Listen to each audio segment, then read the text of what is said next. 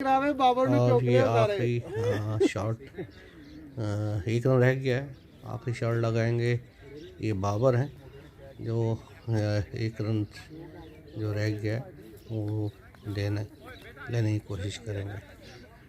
आगे इस तरह ये मैच मुनीर खान 11 ने जीत लेगी। और ये आखिरी शॉट के लिए फील्डिंग सारी टाइट की हुई है ताकि एक रन ना लिया जाए।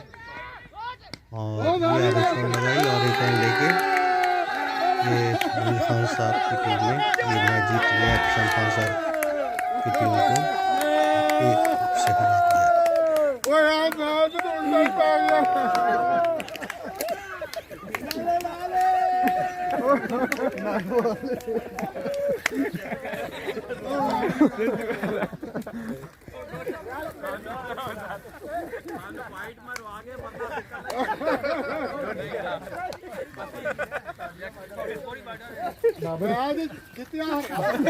ਵੇਖੋ ਭੈਣ ਜੀ ਟੁੰਨ ਕੇ ਰੱਖਿਆ ਇਹ ਵੇਖੋ ਹਿੱਲਣ ਨਹੀਂ ਦਿੱਤਾ।